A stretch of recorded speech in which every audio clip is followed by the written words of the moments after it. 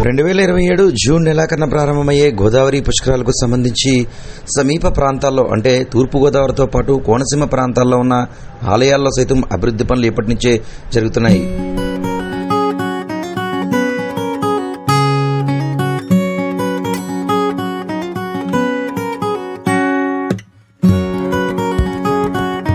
చల్లని తల్లి గోదావరమ్మ 12 సంవత్సరాలకు ఒకసారి వచ్చే పుష్కరాలు అత్యంత ఘనంగా నిర్వహించేందుకు రాష్ట్ర ప్రభుత్వం అన్ని ఏర్పాట్లు ప్రారంభించింది.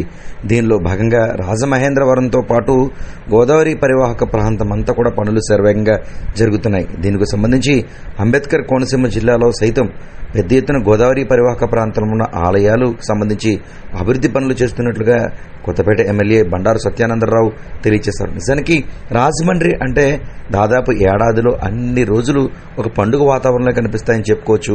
ఇక పుష్కర రోజులంటే ఇక చెప్పాల్సిన అవసరం లేదు. ఆ గోదావరి ఒక అద్భుతం. అలాంటిది ఆ గోదావరి ఒడ్డున గంగమ్మకు 2 చేతులతో నమస్కరించి పుణ్యస్నానం ఆచరించడం అంటే ఆషామాషి విషయం కాదు. 2027కు సంబంధించి జూన్ నెలాఖరు నుంచి జూలై మొదటి వారం దాదాపు 12 రోజులు నిర్వహించు ఈ కార్యక్రమానికి సంబంధించి పెద్ద ఎత్తున ఏర్పాట్లు ఇప్పటి నుంచే చేస్తున్నారు. గోదావరి హారతి కావచ్చు, రాజమండ్రికి వచ్చిన భక్తులకు అసౌకర్యం తలెత్తకుండా కార్యక్రమాలు కావచ్చు, ముఖ్యంగా పెద్ద ఎత్తున గోదావరి పరివాహక ప్రాంత ఒడ్డున మెట్లు ఎక్స్టెన్షన్తో పాటు పెద్ద ఎత్తున ప్రతి ఒక్కరూ సేద తీరేందుకు ఏర్పాట్లు చేస్తున్నారని చెప్పుకోవచ్చు. దీనిలో భాగంగా గోదావరి పరివాహక ప్రాంతం అంటే ఉమ్మడి తూర్పుగోదావరి జిల్లాతో పాటు ఉమ్మడి పశ్చిమ గోదావరి జిల్లా వ్యాప్తంగా ఉన్న గోదావరి పరివాహక ప్రాంతం అంతా అభివృద్ధి పనులు జరుగుతున్నాయి. దీంతో పాటు అంబేద్కర్ కోనసీమ జిల్లాకు సంబంధించి జగన్మోహిని ఆలయ ప్రాంగణం అంతా కూడా అభివృద్ధి పనులు చేస్తున్నట్లుగా కొత్తపేట ఎమ్మెల్యే బండారు సత్యానందరావు తెలియజేశారు. అసలు పుష్కరాలంటేనే ఒక వరం. అలాంటి గంగమ్మ తల్లి పుష్కరాలకు అనేక మంది వస్తారు.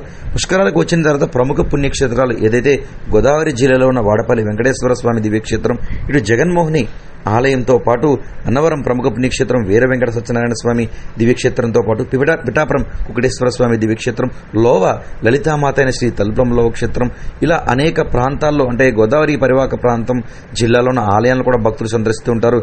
ఇలాంటి తరుణంలో ఆలయాల్లో సైతం పునర్నిర్మాణ పనులు జరుగుతున్నాయి. ప్రస్తుతం కొత్తపేటకు సంబంధించి పునర్నిర్మాణ పనులు ఎమ్మెల్యే బండారు సత్యానందరావు శంకుస్థాపన చేసి పనులు ప్రారంభించారు.